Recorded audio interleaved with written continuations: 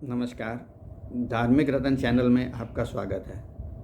जैसा कि आप जानते हैं, आजकल हम श्रीमद् भागवत की कथा धारावाहिक के रूप में प्रस्तुत कर रहे हैं। अभी तक 10 प्रकरण हो चुके हैं। आज 11वां प्रकरण प्रारंभ हो रहा है। 11वां प्रकरण प्रारंभ करने से पूर्व हम 10 प्रकरणों में कही गई कथा का पुनरावलोकन करते हैं, ताकि जो भी नए दर्शक या श्रोता इसमें जुड़े हों तो वो भी इस कथा का ज्ञान प्राप्त कर सकें। तो आइए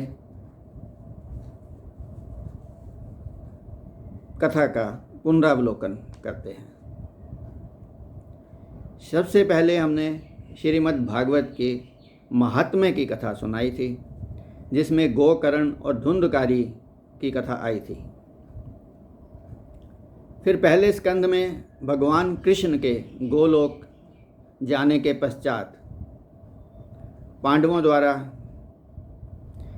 परीक्षित को राज सिंहासन पर बिठाया गया और पांचों पांडव हिमालय की ओर प्रस्थान कर गए और वहां जाकर के उन्होंने इस नश्वर शरीर को त्याग दिया। परीक्षित, जो कि अभिमन्यु का पुत्र था, वह राजगद्दी पर बैठा और उसने बहुत ही अच्छी प्रकार से अपना प्रजा का पालन किया, राजकाज चलाया और उन्होंने कलयुग को नियंत्रित करने का भरसक प्रयास भी किया। परंतु में कलयुग के प्रभाव के कारण ही एक दिन राजा परीक्षित ने ऋषि के गले में मरा हुआ सर्प डाल दिया, जिससे उनको श्राप मिला कि उनकी आज से 7वें दिन मृत्यु हो जाएगी। यह सुनकर के राजा परीक्षित ने शीघ्रता से अपने पुत्र जनमेजय को राजगद्दी पर बिठाया और स्वयं हरिद्वार में श्रीमद् भागवत की कथा श्री सुखदेव जी से सुनने के लिए हरिद्वार पहुंच गए।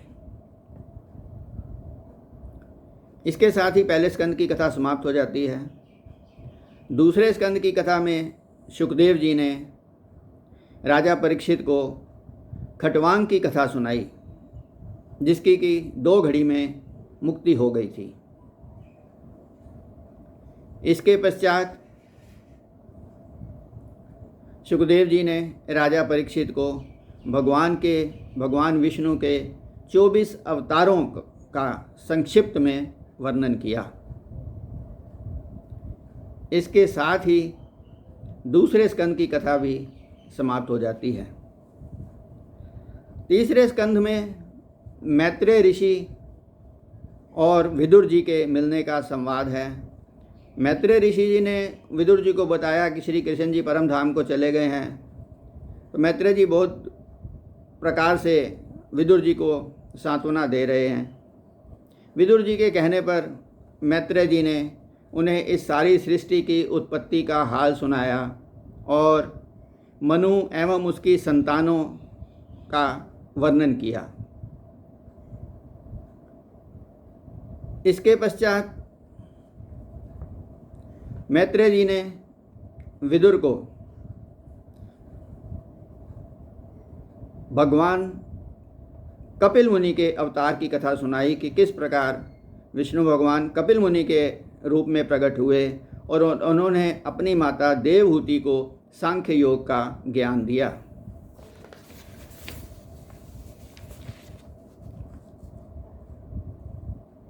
इसके साथ ही तीसरे स्कंद की कथा भी यहाँ समाप्त हो जाती है।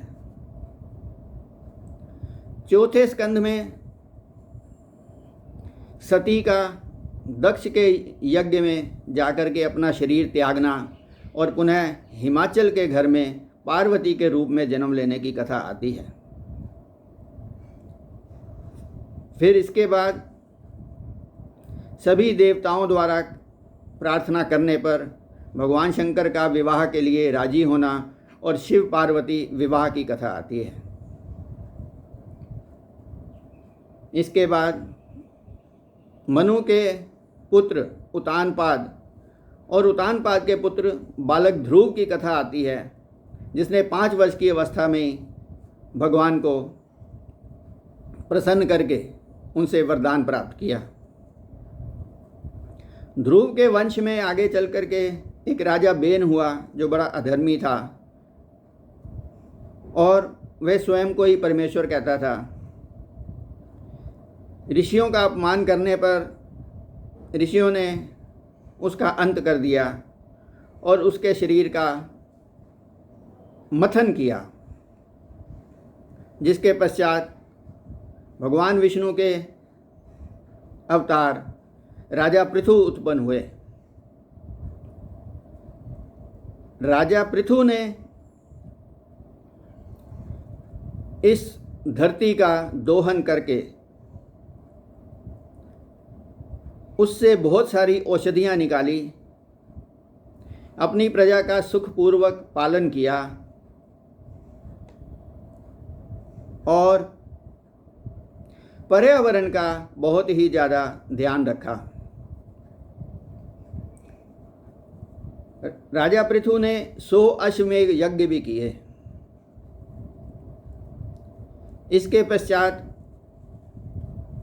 राजा पृथु अपने पुत्र विजिताश्व को राजगद्दी सौंपकर स्वयं वन में चले गए और वहाँ कठोर तपस्या करके उन्होंने इस नश्वर शरीर को त्याग दिया। विजिताश्व ने भी अपने पिता की तरह बहुत ही सुंदर रूप से राजकाज चलाया और अपनी प्रजा को बहुत सुख दिया और अंत में वो भी तप करके अपने शरीर को त्याग गए। आगे विजिताश्व के वंश में राजा प्राचीन बहिर्ष हुए और आगे उनके पुत्र प्रचेता हुए। नारद जी ने प्राचीन बहिर्ष को ज्ञान दिया, उनको कई उन्होंने वाक्य सुनाए जिसके राजा प्राचीन बहिर्ष को ज्ञान हो और अंत में उनकी मुक्ति हुई। प्राचीन बहिर्ष के पुत्रों प्रचेताओं को ज्ञान देने के लिए महादेव जी स्वयं धरती पर आए और उन्होंने उनको ज्ञान दिया, जिससे कि उन्हें भी इस नश्वर शरीर को त्यागने के लिए प्रेरणा प्राप्त हुई। इसके साथ ही चौथे स्कंद की कथा यहाँ समाप्त हो जाती है। 5वें स्कंद की कथा शुरू करने से पूर्व आइए 2 मिनट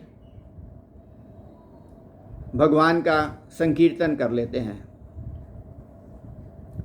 श्रीमन्नारायण नारायण नारायण, श्रीमन्नारायण नारायण नारायण, श्रीमन्नारायण नारायण नारायण, श्रीमन्नारायण नारायण नारायण, श्रीमन्नारायण नारायण नारायण, श्रीमन्नारायण नारायण नारायण, श्रीमन्नारायण नारायण नारायण, श्रीमन्नारायण नारायण नारायण, श्रीमन्नारायण नारायण नारायण, श्रीमन्नारायण नारायण नारायण।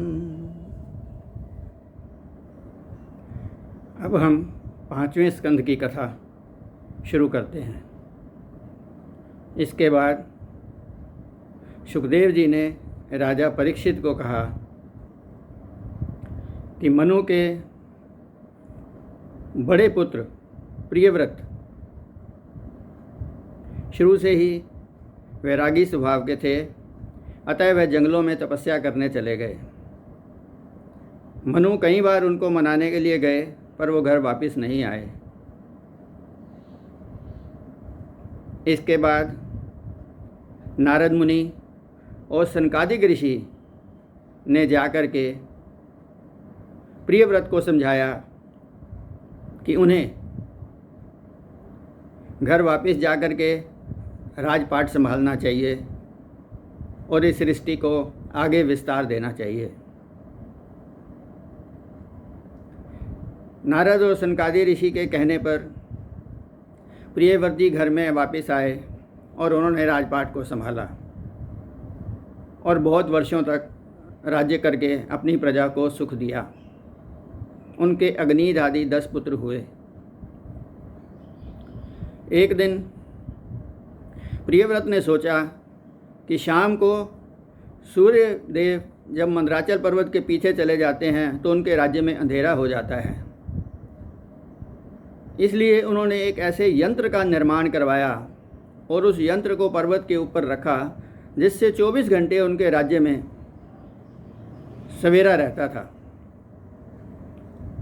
परंतु इससे फसलें खराब होनी शुरू हो गई, सारे पर्यावरण को नुकसान हुआ, प्राणियों की दिनचर्या में कष्ट होने लगा और सारी सृष्टि के वातावरण में रुकावटें आनी शुरू हो गई। यह देख करके स्वयं ब्रह्मा जी नीचे आए और उन्होंने प्रियव्रत को समझाया कि भगवान ने जो सृष्टि का नियम बनाया है कि दिन होता है, रात होती है, उसी से सारे कार्य ठीक चलते हैं। अतः आपको उस कार्यक्रम में कोई रुकावट पैदा नहीं करनी चाहिए। प्रियव्रत ने ब्रह्मा जी की बात को आदर देते हुए वे यंत्र वहाँ से हटा लिया। इसके बाद प्रियव्रत ने कई हजार वर्ष तक सुखपूर्वक प्रजा का पालन किया और फिर एक दिन वो अपने पुत्र अग्नीद को राज सिंहासन पर बिठाकर स्वयं परमेश्वर का तप करने के लिए वन में चले गए।